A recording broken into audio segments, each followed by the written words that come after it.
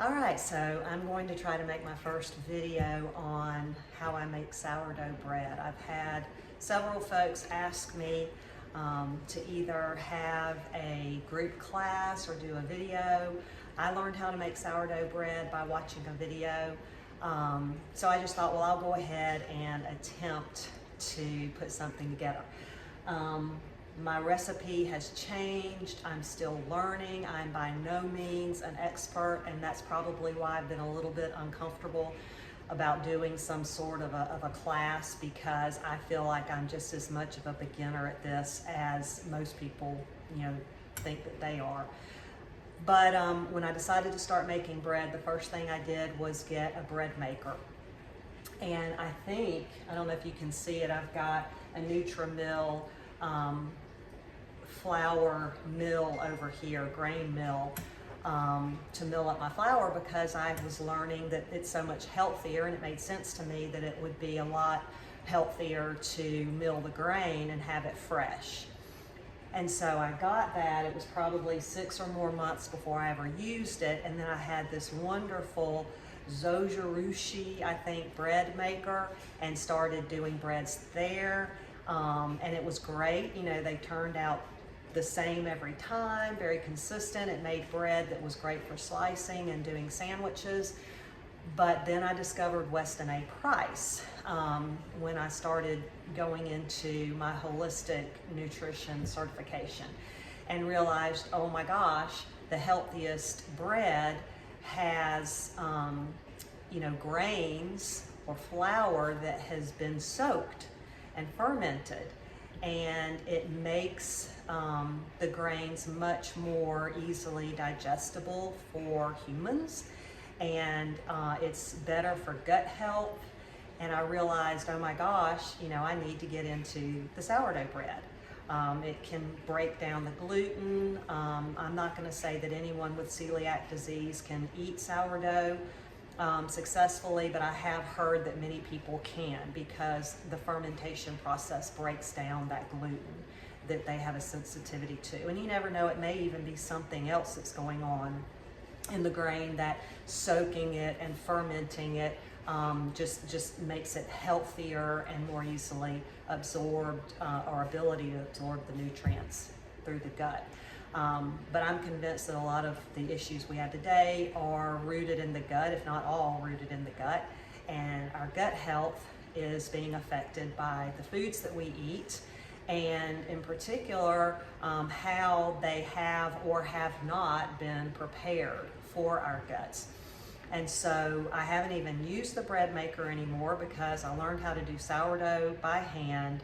Really couldn't use the bread maker very easily to give the dough that, maybe 5 to 8 hour time frame, to ferment. And it was fun doing it by hand, and then just putting it into a Dutch oven and cooking it that way, and creating this beautiful, I think they call it kind of an artisan loaf. And so that's what I've been doing.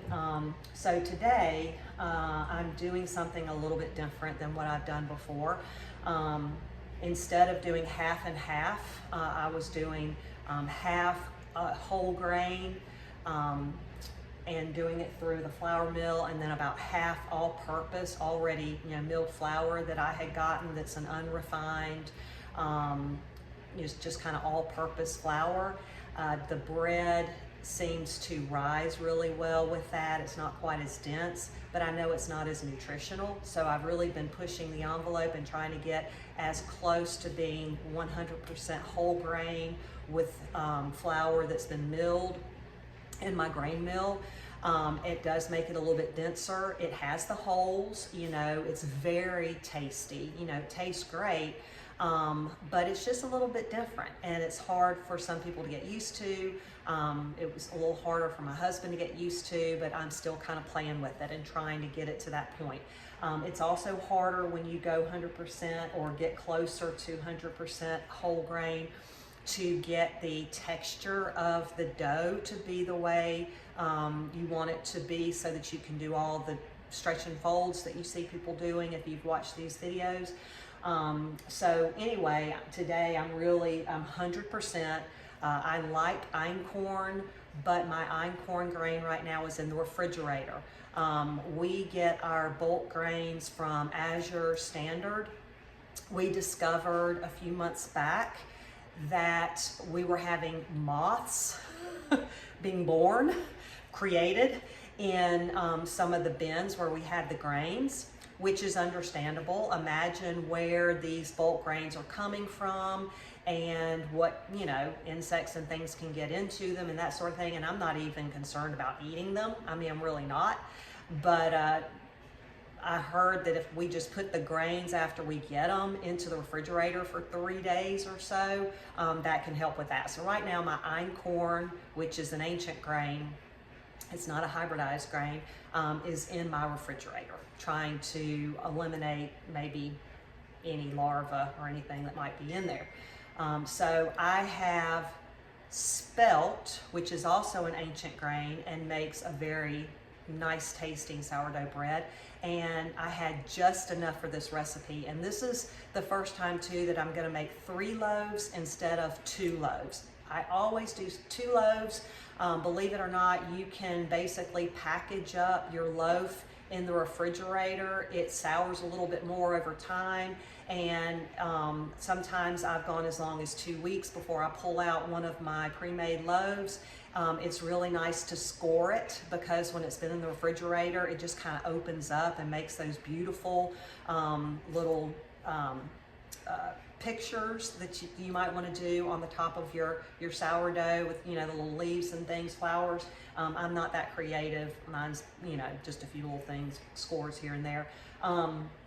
But another thing that I learned a couple of weeks ago is, and never really thought about it, when you use your grain mill, it generates heat, and you're going to feel that heat coming off of the flour. I could feel it, you know, on the bowl as it was going in, and that can kind of start a fermentation with that heat. So the recommendation was make sure that you give that flour time to cool off.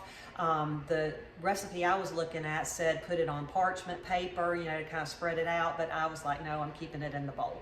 And I did transfer it from one bowl to another, and I stirred it around, and I'm just trying to dissipate some of that heat that built up, and I feel like at this point we're in pretty good shape. So that's one thing that's a little bit different that I was not doing before. A second thing that I'm doing a little differently is I read that when you're using water in baking, you really need for it to be mineralized, or you want it to be mineralized. Well, I do Berkey water, which is a gravity filter, uses a carbon filter, which keeps the minerals in the water, but I also like to do distilled water, which takes the minerals out. And so I've been using my distilled water with my bread, but the minerals help, you know, with the whole process. I think, you know, it's probably gonna, you know, help with the fermentation process and the nutritional value of the bread itself. So today I just grabbed some water right out of my Berkey gravity filter. I could have used the distilled water and remineralized it, but to me that's just, you know, more trouble. So it's reverse osmosis. If you do that, that's also taking out the minerals. So you may want to just consider this tip and see if it makes a difference for you. And then the other thing that I'm doing a little bit differently is I used to put the flour and the water together first and give the flour some time to really absorb the water before I poured in the starter and the salt, because those are really your 4 ingredients. If you're gonna eat healthy bread, you need to look at the ingredients and make sure it doesn't say anything about yeast. It should just be flour and water and salt. And most of the breads are not going to say that they use a traditional starter. I don't know if you can see my starter right here. It's very bubbly. That's what's got the yeast in it. We call it the wild yeast. And it adds also a component of liquid that's going to help, you know, liquefy that flour. But this other recipe that I'm looking at says, and I've seen this on several recipes, to mix the water and the starter together first and get all the clumps out, and then add your salt and your flour in and start mixing everything up. And I'm just gonna do it all by hand, and it's probably gonna it gets in my, rings, and it's fine. It's a fun process. Another thing that you definitely need if you're going to try to bake is have some sort of a scale. I measure everything in grams because for cooking, for baking, measuring in grams is more accurate than measuring in ounces. Yes, sometimes I do ounces, but not when I'm doing my bread. And most of the bread recipes out there are in grams, giving you things in grams. And I found that it's just so easy to use the scales and measure everything that way. So anyway, I'm gonna go ahead and pull out the scales, and this is the big pot or bowl that I like to use for making my bread. And don't forget, when you put it on there, if you're measuring, you need to zero out the weight of that bowl. And so the first thing that I've got to put together is the water and the starter. And I've got my paper over here where I had all of my measurements. So I need 975 grams of water. Keep in mind, this is for 3 loaves of bread. And there's so many different recipes out there that I can't even tell you a particular recipe because I've seen so many different ones. And it's kind of fun playing around this and seeing how exact you can get it with the 975 grams. Water comes out so fast, I tend to get there real quickly and I have to be careful. So I just try to do the water pretty slowly.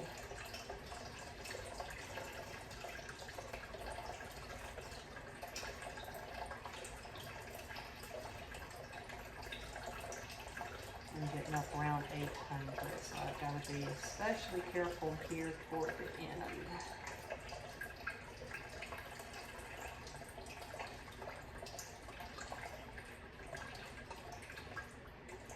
They say cooking is an art, but baking is a science. So I try to remember that.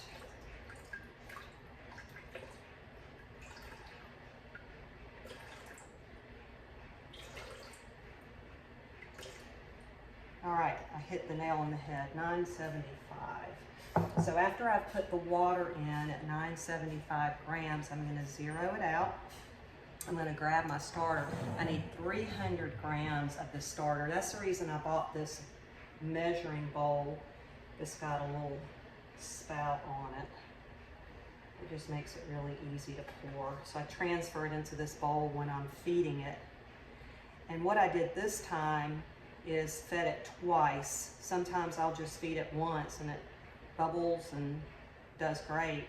But I thought this time I would try feeding it twice. So I got my husband to feed it for me yesterday morning after I left for work, and then I fed it last night, and today it's ready to go, which it was already bubbling last night from him feeding it. My sourdough starter, I made it, a little extra in there, but that's okay. I made it from the recipe in the Nourishing Traditions cookbook, which is the Weston A. Price cookbook. It's like my Bible of cookbooks. It took me 7 days, so it's a week-long process, and it's just a daily process of combining a cup of flour with a cup of water. And over that period of time, it just builds up. I know some recipes will tell you to pour off half of it and then add your cup of water and cup of flour, and you end up with a lot of discard or extra that you put in the refrigerator, and there's some great sourdough discard recipes out there. But this particular recipe just said keep adding. And each time I was going back and forth from one bowl to a clean bowl. So my old bowl that had the mixture of flour and water, 24 hours later, I was dumping it into a clean bowl, adding a cup of flour and a cup of water. 24 hours later, I was transferring it back to the other bowl that I had cleaned and adding another cup of water, a cup of flour, and it just created, I ended up with a whole bunch of starter, more than I needed, so a good bit of it did end up being discard, and I looked up a whole bunch of discard recipes. One of the best is sourdough chocolate chip cookies that you could make with the discard. So make your own starter, it's very easy, or if you find someone who has a starter that they can share with you. I've shared my starter with folks in the past. Okay, so I put that starter in the water, and I'm just taking my hand and I'm just kind of moving it around, and it's finally beginning to kind of dissipate and separate into the water.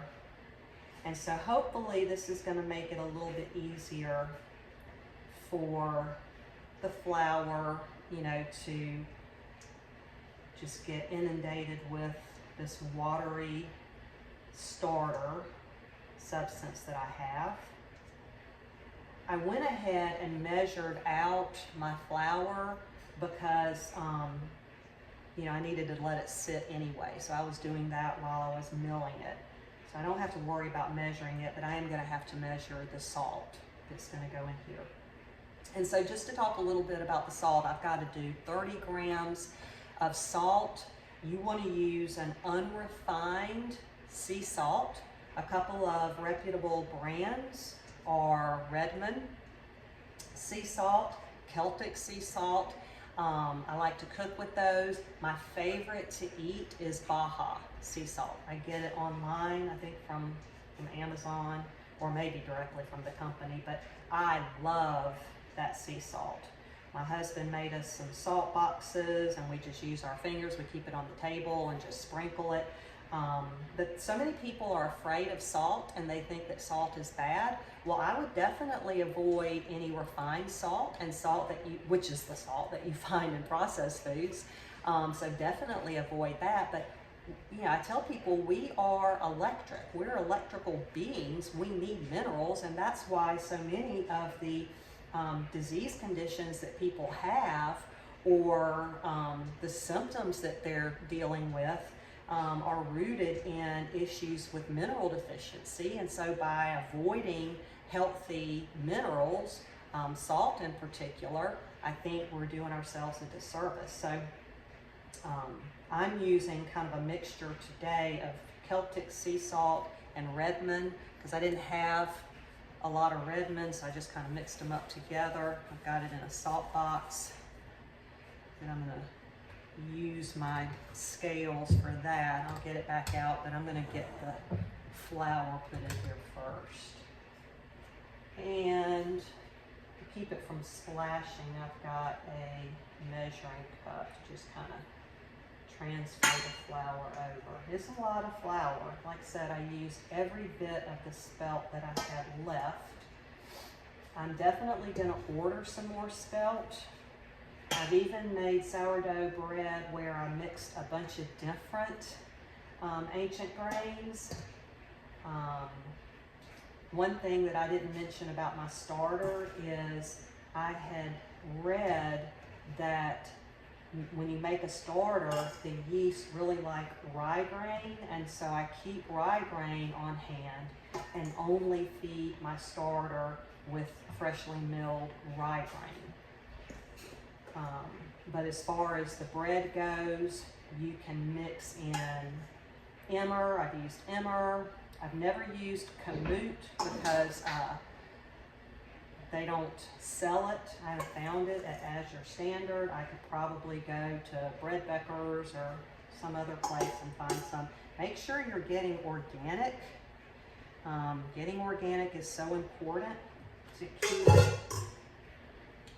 you from ingesting pesticides like glyphosate, which we know is connected with cancer. So I'm going to take what I've got, put it on my scale, make sure that I zero it out. I've got my little salt box here. I need 30 grams. I'm just going to put the salt in there.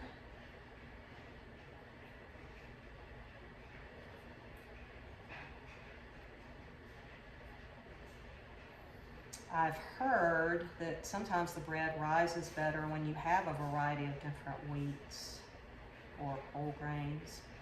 Another reason I mention the different brands of healthy sea salt is because they all have a different mineral content, and I think it's beneficial to have a variety, be diverse with the salts that you use.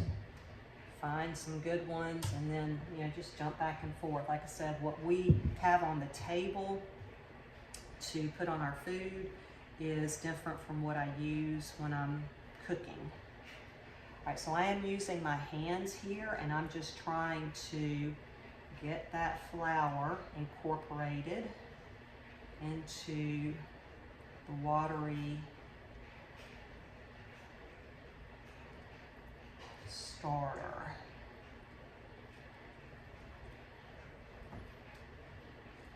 When I did my einkorn bread a few weeks ago and first started reading this other recipe that was talking about, you know, making sure your water has minerals in it, and making sure you cool off your flour and that sort of stuff. I was struggling because when I would use the all-purpose flour, and I get, like I said, organic, unrefined, all-purpose flour. I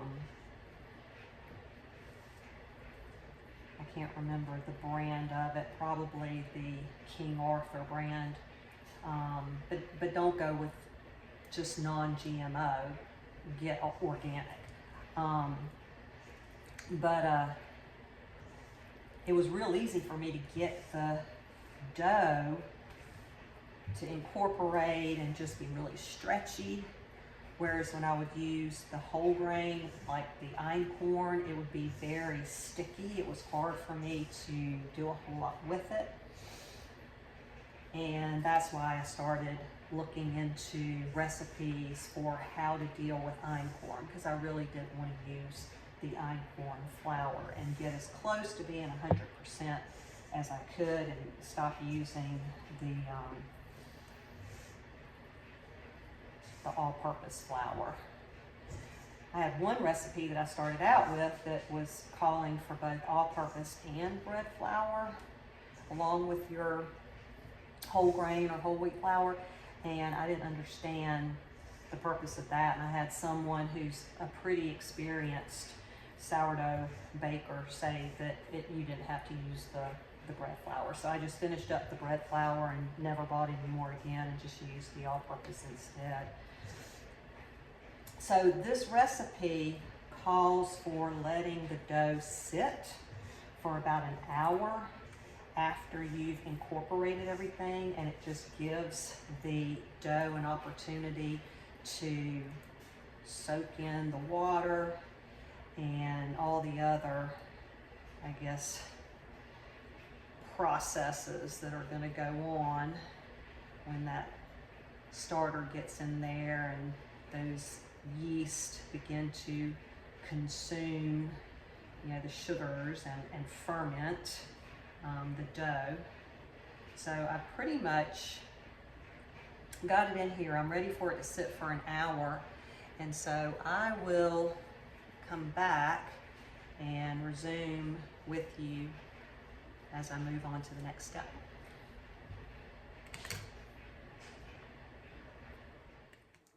All right, I'm back. It's been about an hour that the dough has been sitting. I think they call this autolyzing, giving the flour an opportunity to soak up the wet ingredients, the water and the starter. This recipe that I'm using, like I said, initially I looked it up because I was struggling with my einkorn grain, and they talked about how einkorn had a hard time, I guess, absorbing the liquid, and that was part of the reason I was struggling with it being just so sticky. They also recommended that when you're working with the dough, that instead of using flour to keep it from sticking to your hands and your surfaces, you use water. And so even though this is spelt and not einkorn, I'm probably gonna do the same thing. I've got a bowl of clean water over here. And if I do feel like it's sticky, which it's really not, I can already tell a difference between the spelt. And what I'm doing, you can't tell probably, but I'm just kind of incorporating everything in and turning the bowl. I haven't done any really stretching folds yet. I've got some dry flour on the bottom here. I'm just trying to kind of move things around and get it incorporated. One thing that I got to deal with the einkorn is these rounded little scrapers, and I could even, you know, wet that. I did it with that last batch that I did, and just kind of scrape any dough that's sticking to the side. I had a scraper that I would use to cut my dough into pieces, but it's a flat rectangular shape and it wasn't able to get into the bowl. So when I learned about these scrapers that are rounded, I thought, yeah, I definitely need to get that, and it's really helpful when you're working in the bowl like this. So I'm fixing to start doing some of the stretching folds. And so basically, I'm just kind of going to one side, and I just kind of pull that dough up and fold it over, and then turn the bowl about 45 degrees.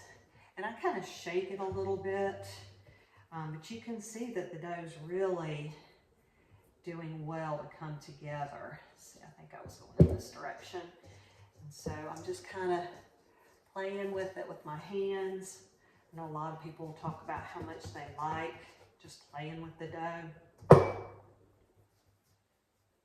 And it's not bad, especially when it doesn't stick to your hands. I don't enjoy it quite as much when it's sticking to everything. Your surfaces, the sink, it can definitely get to be a little bit messy. So just to tell you what I typically do, and I just learned it from the video that I was talking about that I originally learned to make sourdough from. They said that once you had done the autolyzing and you have your dough well incorporated, you do these stretch and folds. And the first 3 stretch and folds you do every 15 minutes. And then the last 3 stretch and folds you do every 30 minutes. And so that's basically what I've been doing for the past couple of years that I've been making sourdough. The einkorn recipe that I did last time did not have me doing all of the stretch and folds. So is it necessary? I don't know. I think that's something that you just have to kind of play around with. I know I've made really good bread doing all those stretch and folds. The video I learned it from said that she felt like her bread was getting the nice holes and rising really well once she started doing those different stretch and folds. I think that it can definitely become time consuming and take up the majority of your day. I've still got to let the dough rise and bag it up and get it in the refrigerator before I go to bed tonight. I'm usually in bed by about 8 o'clock, and it's probably going to take 5 or more hours for it to do the rising. So I may not go to all that trouble today. It's already 2 o'clock, and I usually like to be done with all the stretch and folds by 2 o'clock so I can give it the rest of the afternoon into the evening to do the rise. So probably what I'm going to do is just do some extra stretch and folds. Usually I wouldn't do it more than maybe 4 to 6 times before I put it away for either the 15 or 30 minute time span. But this time, you know, I think I might work a little bit more with this dough and get everything really incorporated, and then go ahead and set it aside and let it start rising. One thing that I've got to do is get the temperature, internal temperature of the dough. That's something new that I learned from one of the local artisans who sells her sourdough bread. She said, make sure you go online and look at that temperature scale. You need to measure the temperature of the dough, and that's going to tell you how long it's going to take to rise and what percentage rise you need. You know, is it going to double, or maybe your dough based on its temperature isn't going to double. It'll only be like a 30% rise. I think last time I did that with the temperature, I only did like a 30% rise. So what I'm going to do is I'll probably let this sit maybe just a little bit so that I can pull my notes on that. I've only done the temperature thing like once. I want to re-look at that whole temperature thing and make sure I understand it and can explain it. And then maybe do one more set of stretch and folds before I take the temperature and set this dough aside to do its rise. And then once it's done the rise this evening, I'm used to cutting it into 2 equal parts. Since I'm trying to make 3 loaves, I've got a Weston A. Price chapter meeting tomorrow. And I always bring sourdough bread and butter and honey, local raw honey. So I wanted to have an extra loaf of bread because usually it gets eaten up. It pretty much gets demolished. So I'm trying to do 3. So tonight I'll have to try to divide this into 3 equal parts, which is harder than dividing it into just 2. So I will come back in just a bit and we'll finish up the process. All right, I'm back. I've got all my information on the temperature thing. Again, I'm new to this, so I may not be doing it correctly, but I'm going to do it this way. I'm going to just pull this back out and try to incorporate it a little bit more because, like I said, I'm not doing as many stretch and folds as I usually do. Pull it out here so you can kind of watch me doing it. You can kind of see what it's looking like. Just kind of playing with it, pulling it, stretching it. It's incorporated really well.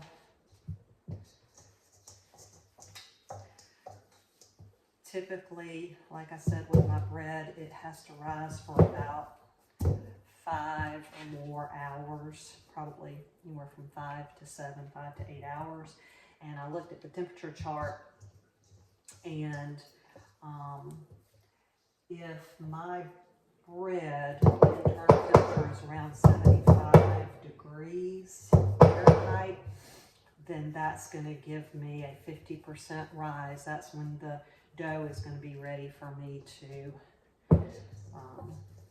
put it out on the counter and cut the dough, you know, into the 3 equal parts and shape it and get it into the Banneton baskets. I've got some bags that I put it in to keep it from drying out in the refrigerator. And like I said, when you have it in the refrigerator for a period of time, it gets the dough to where you're able to score it, and you can make those really nice designs on the top before you cook it. So I don't ever cook bread the same day that I make it. I always make it on one day and then we cook it maybe the next at the earliest. I have one of those laser temperature gauges. I would not use that because it's just going to measure the temperature on the surface of the dough, and I really want to know what the temperature is internally in the middle of the dough. So this looks really nice, I think. Again, keep in mind, this is not all-purpose flour. This is whole grain. It's going to have a different kind of consistency. All the videos that I see on the internet are, I think, pretty much using the all-purpose flour, so it, you know, looks awesome the way the dough is. It's just soft looking and smooth looking.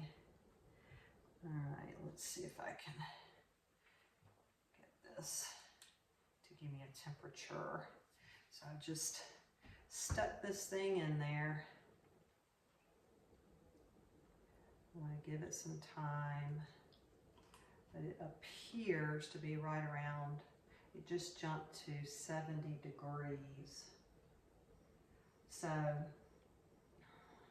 at 70 degrees, it's telling me that I need to have a targeted percentage rise of 75%.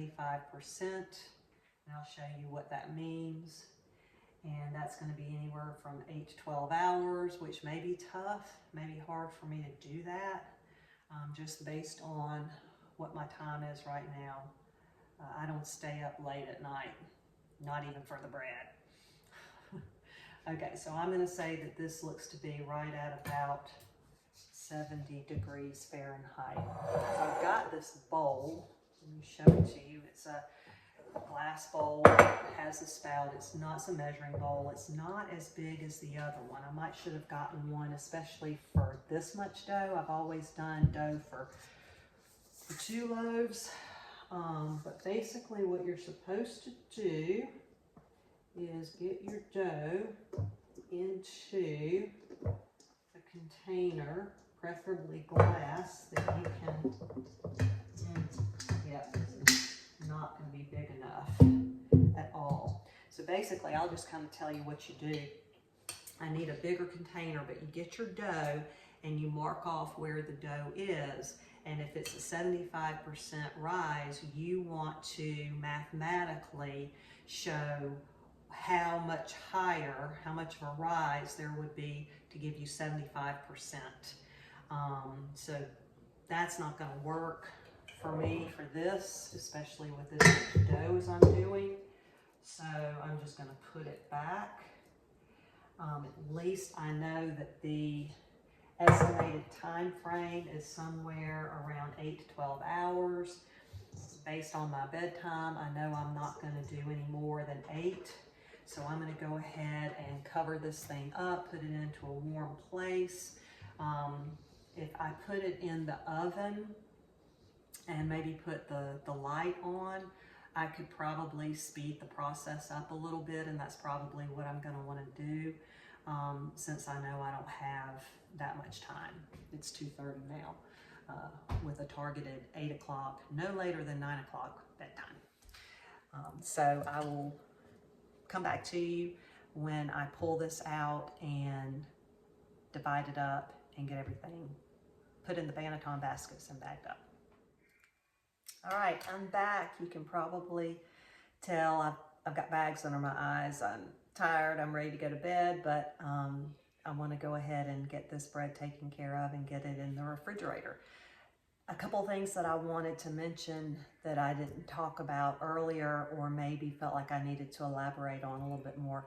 I mentioned about using organic flour, and just in general, organic foods. I had a really hard time convincing my husband about organic because he felt like it was a scam, which I totally understand.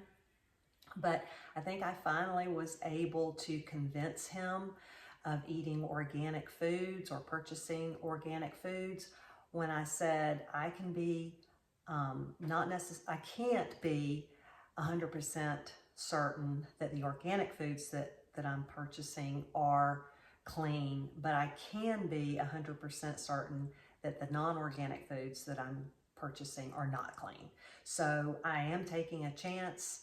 I don't know, most likely the organic foods that I'm buying are not 100%, clean and free of toxins, chemicals, pesticides, herbicides, that sort of thing.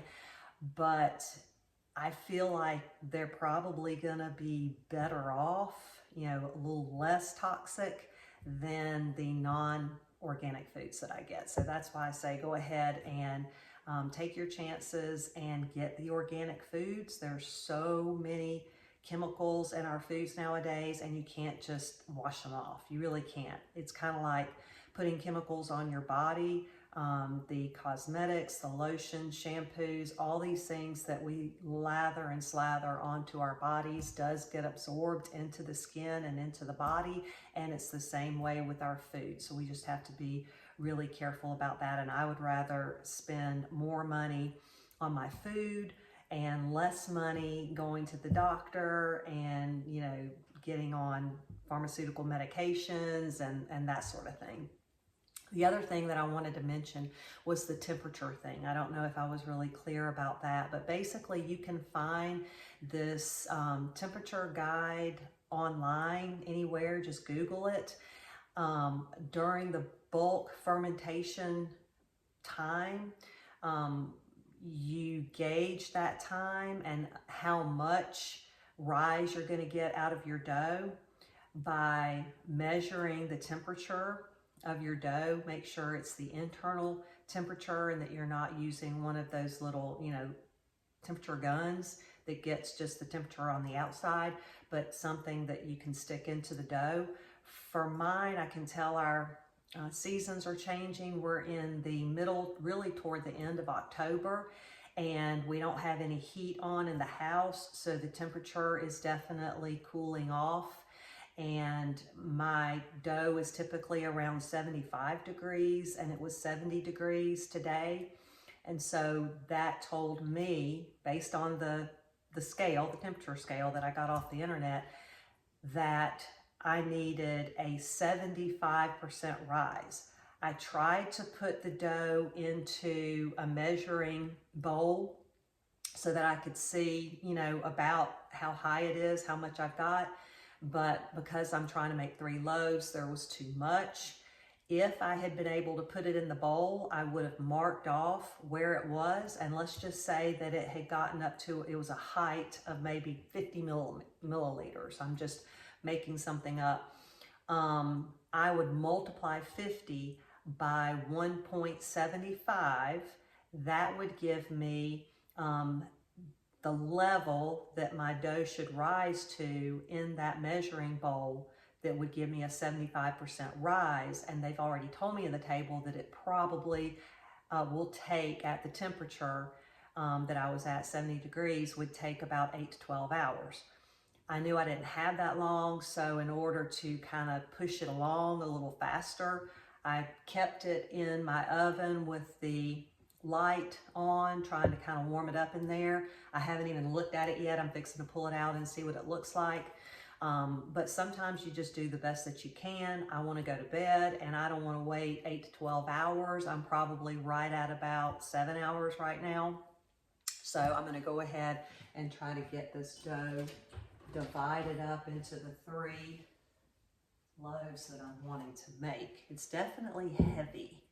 I can definitely feel that it's risen. Okay, so I don't know how well you can see, but this thing has really risen up. And the tough part is getting it out. So I decided, since this is spelt, I went out on the internet and looked up spelt, and I think it's a little different from einkorn. It's pretty good at absorbing water, and I don't think it's going to be a big issue for me to use flour on my surface here and hopefully make it more manageable. I got one of these cool little tools that I can put flour in and just kind of sprinkle it out on my island right here. I think I'm also going to try to use one of these new little rounded spatulas that I bought and see if that helps me to get it out of the bowl that I've got it in. And I'm really just going to try and let this thing roll on out. It's almost like an alien or something, trying to slowly inch its way. This is the first time I've used one of these round spatulas, and I really like it. It's doing a great job of scraping the edges of the bowl and getting that dough out without me feeling like I've got a lot of waste. A lot of times I'll feel like there's a lot of extra dough that's stuck in the bowl when I haven't been able to get it out, so this is really nice. Probably the one thing I'm worried about the most is being able to divide it up into 3 loaves. Dividing it in half is pretty easy, but trying to figure out how to get equal amounts of 3 is tough. And I'm sure some folks have discovered an easy way to do that or know how to do that, but I struggle with it a little bit. All right, so I know you probably can't see. I don't know if I can turn it any or take it back a little bit.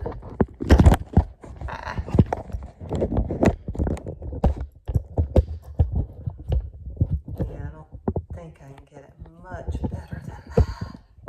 I'm still learning how to use this thing.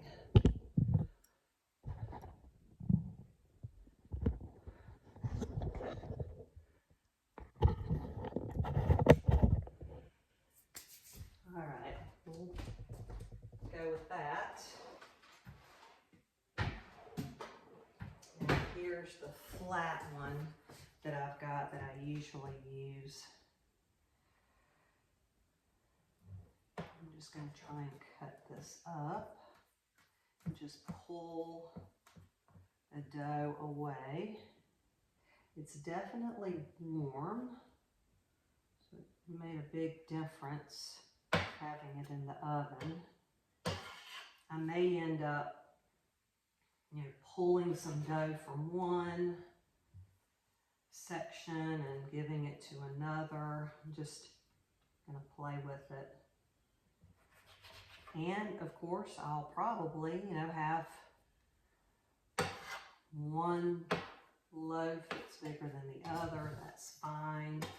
But I'm just trying to kind of separate them from each other and having them on some flour in here. Sometimes just kind of rolling it around in a circle. This is the part that I struggle with the most. A lot of people, they'll stretch and fold. They'll kind of pull it up and move it around a little bit. If I can take it in circles like that and get it to do well, then I'm usually happy enough with that. Like I said, I'm still learning. I'm still working on how to manipulate. I definitely have one that's bigger than the other. That's okay though. I'm taking one loaf to my meeting tomorrow, and I'll be fine if they get the smaller loaf actually. I would be fine with that. I'm going to put some more flour on the surface. When I watch people work with these loaves on videos, and how they're able to just pull it up and move it around, and they make it look so nice and soft and smooth, just like a baby's bottom, and I'm just like, how did they do that? So you just have to get in there, move it around, manipulate it a little bit. I'm trying to keep it nice and fluffy too. I don't want, and maybe it's not an issue. Maybe I don't need to worry about, messing up all the rise, but I just tend to feel like I need to not mess with it so much that I'm gonna somehow cause it to deflate. And I've got these 3 Banneton baskets. I don't know if you can tell, I've just kind of been circling them around, trying to manipulate them. When you watch some videos, they'll tell you to stretch and fold them, turn them over, let them sit for another 30 minutes. I don't do that typically because I'm in a situation like I am now where I want to get them into the baskets and into the refrigerator so I can go to bed. These are great. I've got my Banneton baskets lined with some fabric that comes with them, and then I put a little bit of flour in that. This is my biggest one right here. So I'm just trying to, as well as I can, get it into the basket. And try not to disturb it too terribly much. Just kind of shaking it around. Cleaning up your surface is probably the toughest part. It definitely, though, this spelt seems to work for me a little bit better than the einkorn does, but I'm going to keep working with the einkorn. And I think definitely this new recipe that I've been working from is going to help me deal with that kind of grain, and I think it's worth it. So this may sound or seem kind of dirty, but I got this idea from the first person that I watched make sourdough. So it really doesn't touch the surface of the bread. I've got just a bag, plastic Publix bag, and a rubber band. And I'm just going to try to carefully put the Banneton basket in the bag, and I'm trying to keep the dough from drying out. This is what I keep it in the refrigerator. And like I said, I've gone several weeks before making bread. I've kept it in the refrigerator, and it slows down the fermentation when it's in that cold refrigerator, but it continues to sour a little bit. So I noticed that the bread that I keep in there longer is going to be a little more sour, and you may really like that. So there's one that I got in there.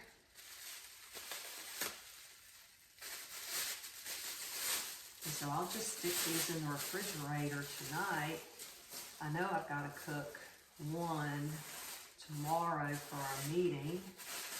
And if I can remember, I'll try to do a video with that so you can see what I do. I've just got a big Dutch oven, and I can give you the cooking instructions for that. I do have to pretty much have a free day. And when I say a free day, I just mean a day at home. It's not like I'm in here working with the bread all day long. So I've been able to go back and forth, do laundry. I had some schoolwork to do. And I just would kind of come back and forth and deal with the bread. But I do have to have a day when I'm going to be home. So I typically do it on the weekend, you know, a Friday or a Saturday. I like Saturday better. I like to have things done on Saturday. So anyway, there are my 3 bagged up Banneton baskets with some bread. It's fermented. It is some healthy, freshly milled grain, organic. I don't think I could ask for much better, much cleaner food. So I will see you again when I get ready to cook a loaf. I'll try to remember to do that tomorrow. Good night.